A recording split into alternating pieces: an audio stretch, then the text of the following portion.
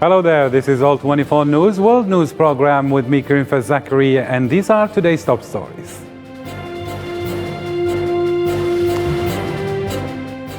Prime Minister Mohammed Shatia called on the international community and all countries to hold the occupying power directly responsible for the dangerous and bloody Israeli escalation.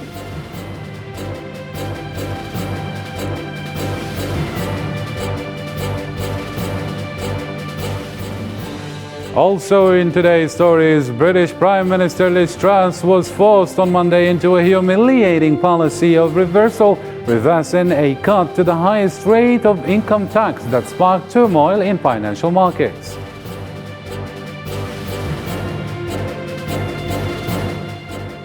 Also coming up, Ukrainian President Volodymyr Zelensky said on Sunday that the success of the country's soldiers is not limited to the recaptured region of Lima.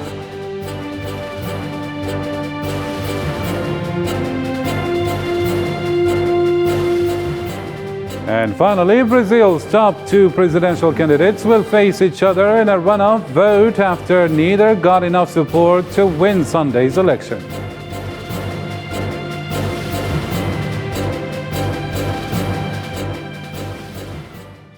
Hello again and welcome to the program. First, in our topical news, Prime Minister Ayman bin Abdurrahman said that the country regained economic mobility in 2021 after the decline that was recorded due to the repercussions of the coronavirus pandemic, pointing to the economic growth of 4.7%.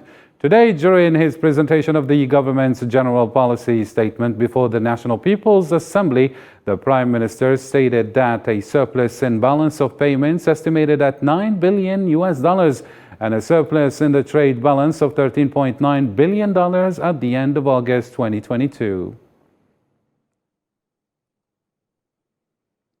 Moving on now in different news, the Fourth Committee on Special Political and Decolonization Questions of the UN General Assembly begins today in its session to discuss and hear positions on the territories subject to decolonization, including the cause of Western Sahara, the last colony in Africa. The Polisario Front demands the holding of a referendum for self-determination approved by the UN in 1991, when Morocco and Polisario signed a ceasefire at the time, before Moroccan violation of the agreement in 2021. To another just cause now, the Prime Minister Mohammed Shatia called on the international community and the countries to hold the occupying power directly responsible for the dangerous and bloody Israeli escalation and for the worsening of the, let's say, grave violations of Palestinian human rights. This comes after Zionist military shot and killed 2 Palestinians during a raid in the occupied West Bank early Monday, deepening what has become the deadliest round of fighting in the territory in years.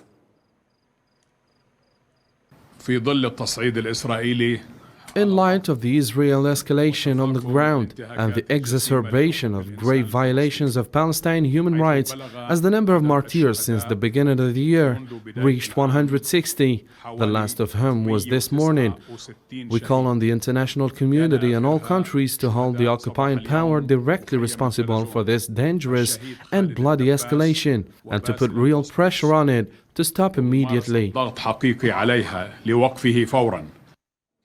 All right, to Europe now. British Prime Minister Liz Truss was forced on Monday into a humiliating policy reversal after less than a month in power, reversing a cut to the highest rate of income tax that sparked turmoil in financial markets and a rebellion in her party. Truss and Quatank announced a new growth plan on September 23rd that would cut taxes and regulation funded by vast government borrowing to snap the economy out of years of stagnant growth. We just talk to people, we listen to people. I get it. We not only talk to people, we saw people's reactions. We were talking to constituents, we were talking to a whole range of stakeholders, and we felt that the 45p issue, the 45p rate, was drowning out a strong package of intervention on energy, a strong package of intervention on tax cuts for people generally, and we decided not to proceed with getting rid of the 45.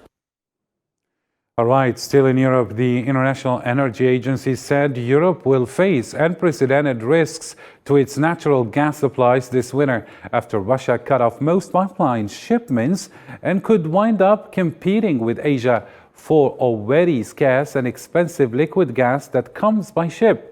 The Paris-based IEA said that European Union countries would need to reduce the use of gas by 13% over the winter in case of a complete Russian cut-off amid the war in Ukraine.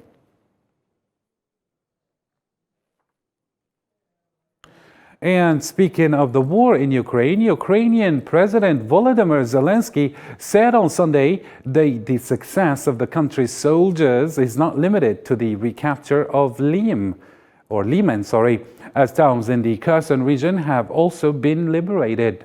Zelensky added that the story of the liberation of Lyman in the Donetsk region has now become the most popular in the media and that more lands will be freed soon.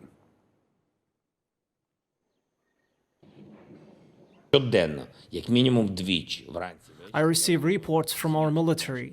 This week, the largest part of the report is the list of settlements and liberated from the enemy within the scope of our ongoing defensive operation.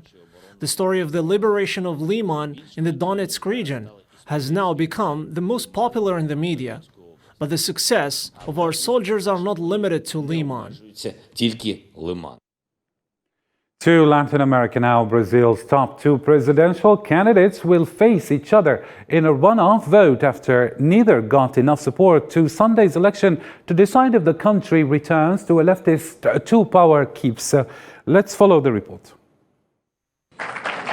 In the most polarized elections in the history of the largest country in Latin America, the new president will once again be defined in a ballotage after results that few expected. Former President Luiz Inácio de Lula da Silva, who was confident of victory in first round, achieved 48.43% of valid votes and will compete with far-right President Jair Bolsonaro, who reached 43.20%. One thing in my life that motivates, stimulates, and makes me reborn each day is the belief that nothing happens by chance. I always believed that we were going to win these elections, and I want to tell you that we will win these elections. Lula, who was president for 2 consecutive terms, from 2003 to 2011, has focused his campaign on removing Bolsonaro from office and has highlighted his past achievements throughout his campaign. The campaign was very good in Brazil. Congratulations, President Lula. Your leadership, your charisma with people. We will now unite all Democrats in Brazil.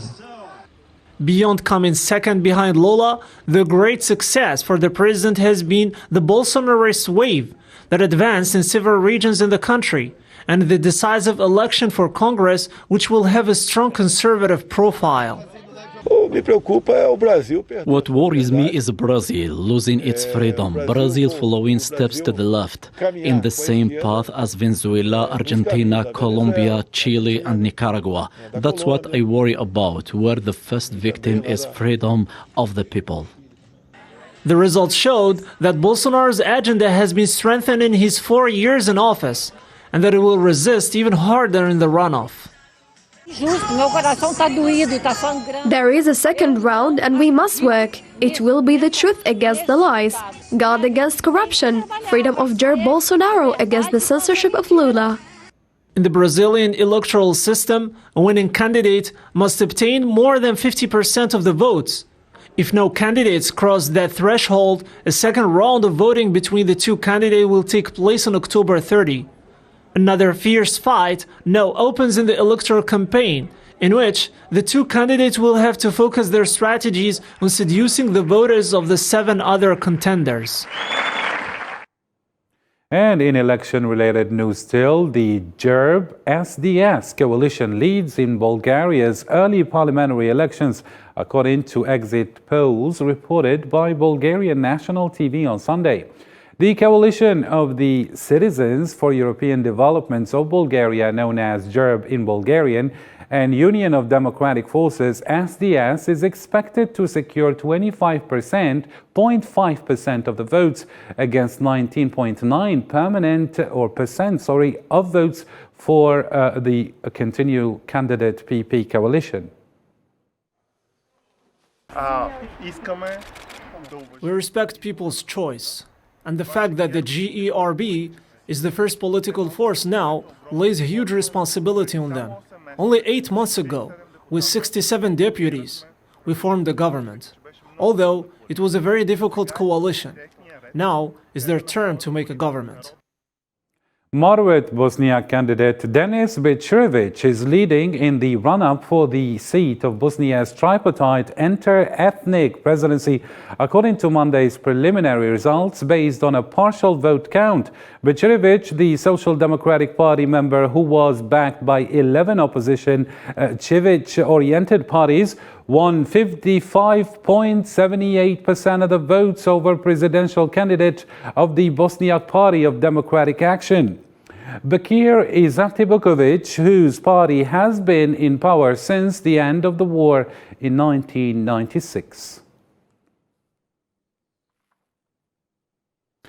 To Indonesia now. Mourners gathered outside a soccer stadium in Indonesia's Malang on Monday, October 3rd, to pay tribute to stampede victims who were killed at the weekend in one of the world's worst stadium disasters.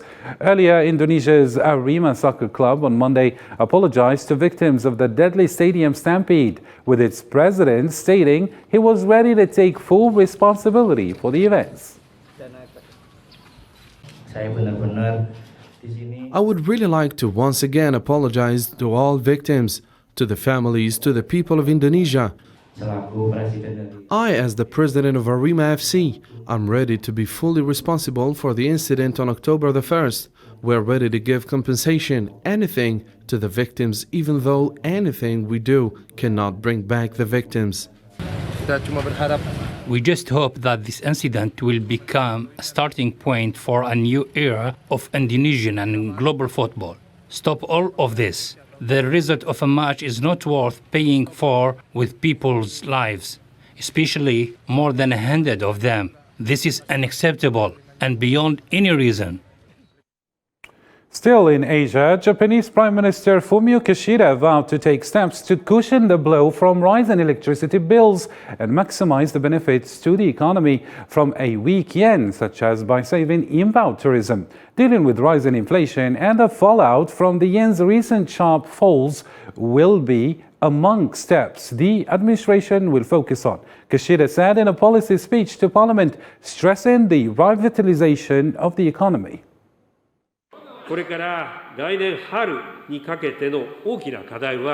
A big challenge toward next spring is the risk of a sharp rise in electricity bills. We will take unprecedented, bold measures that directly ease the burden on households and companies.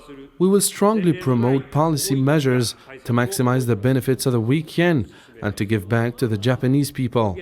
Starting from the 11th of this month, we will revive inbound tourism by bringing back visa-free travelers and individual travelers to achieve a target of having foreign visitors spend over 5 trillion yen.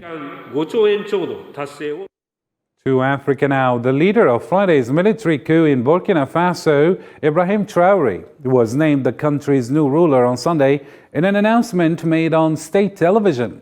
Burkina Faso's new military leadership called for an end to the unrest on Sunday, a day after angry protesters attacked the French embassy and other buildings following the West African nation's second coup this year.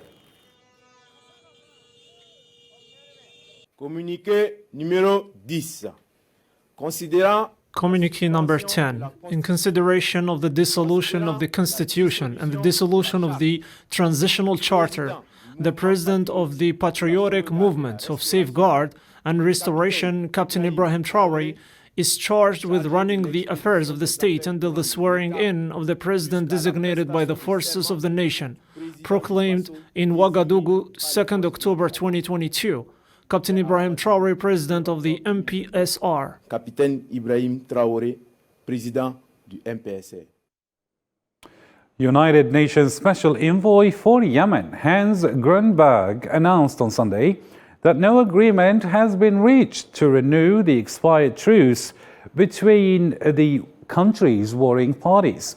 He noted that the proposal submitted to the warring parties includes the extension of the truce for another, or let's say the truce for another 6 months, salary and pension payment for civil servants, and the opening of specific roads into the besieged government-controlled city of Taiz and other provinces.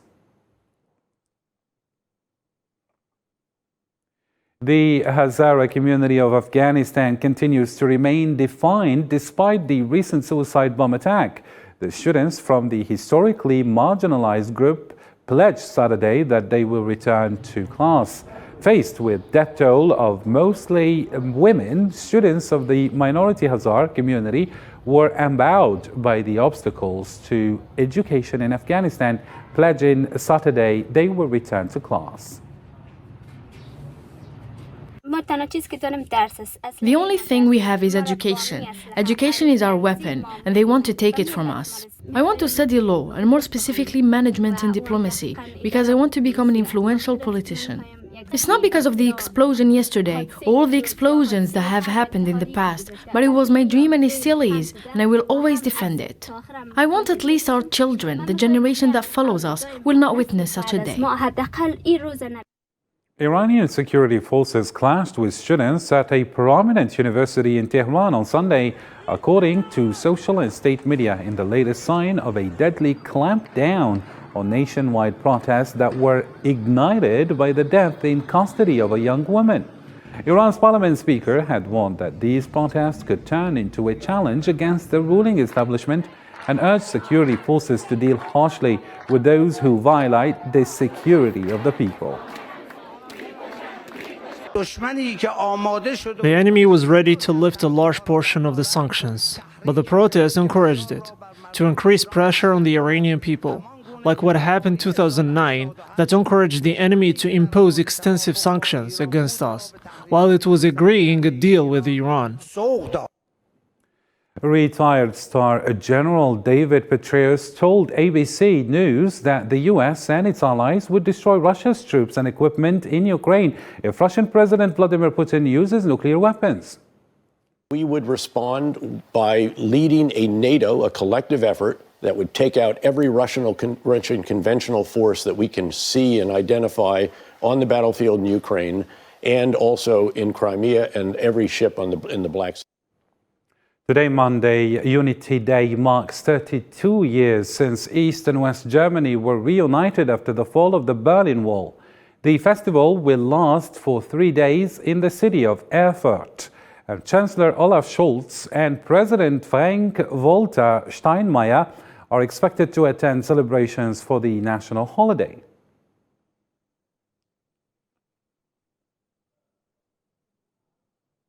Ian hurricane has been considered as one of the most damaging storms in the U.S. history. The country's authorities started counting the cost of damage that exceeded $65 billion, according to research academies. The details with Usama Ayadi. Satellite images show the trail of destruction left in the wake of Hurricane Ian across Florida. Ian is one of the most powerful storms ever to hit the U.S. mainland.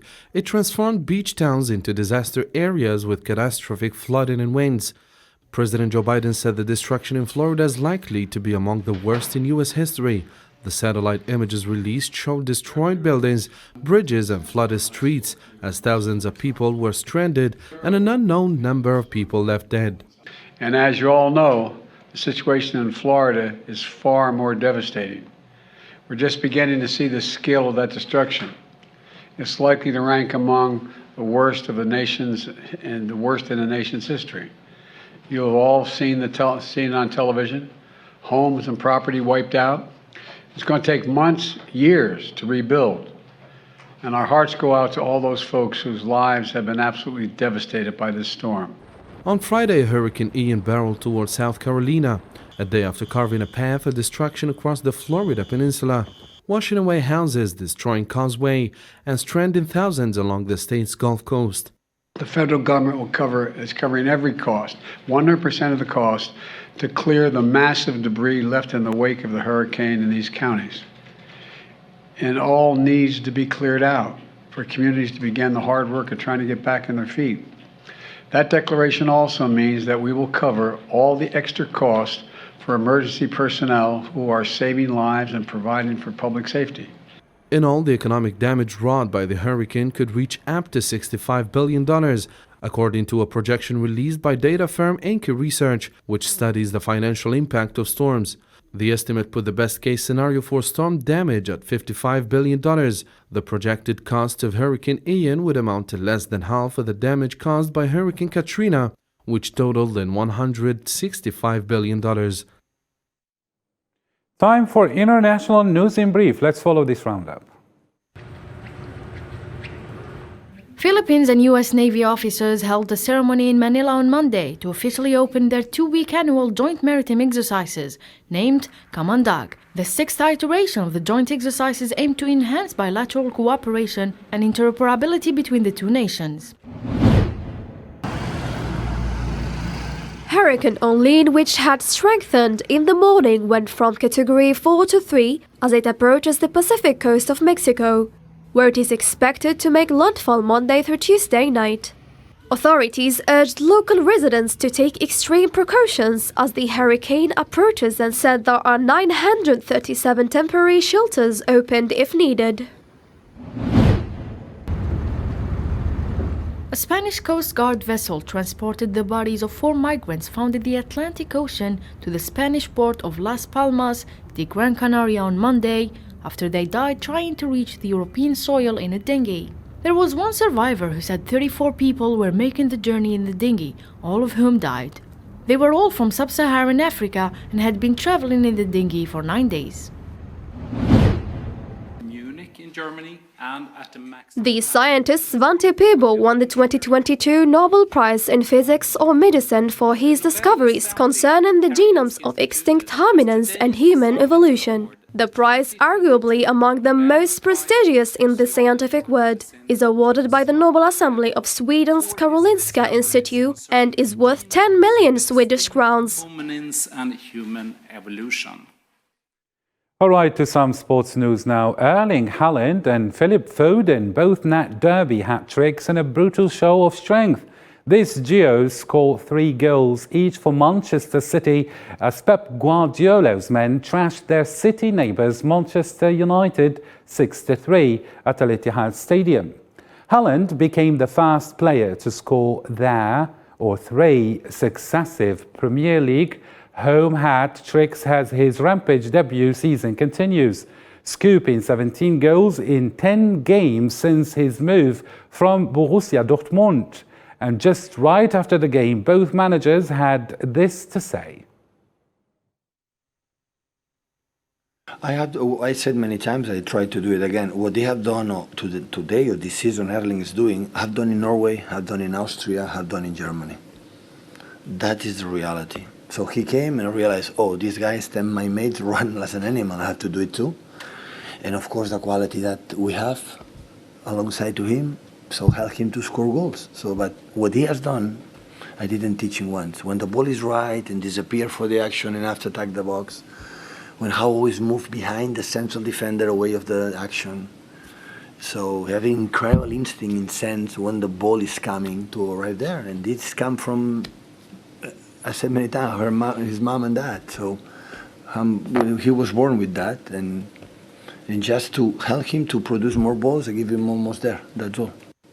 I also told the players, lack of belief. And I've seen some highlights. It was obviously that we are defending, not front foot. We let them play. We were in possession, not brave enough. Make technical skills, mistakes, decision mistakes. And then you get hammered. Time for a reminder of our top stories of today.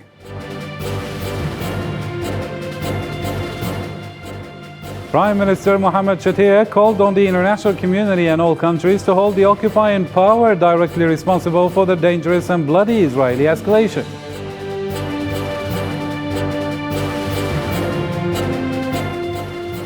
British Prime Minister Liz Truss was forced on Monday into a humiliating policy reversal, reversing a cut to the highest rate of income tax.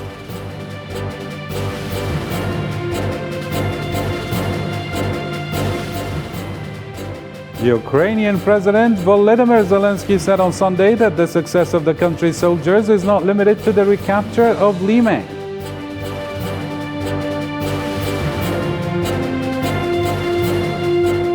And Brazil's top two presidential candidates will face each other in a runoff vote after neither got enough support to win Sunday's election.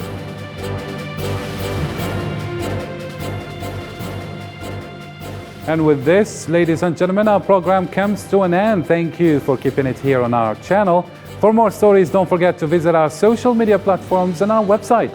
That's it for now. Bye-bye.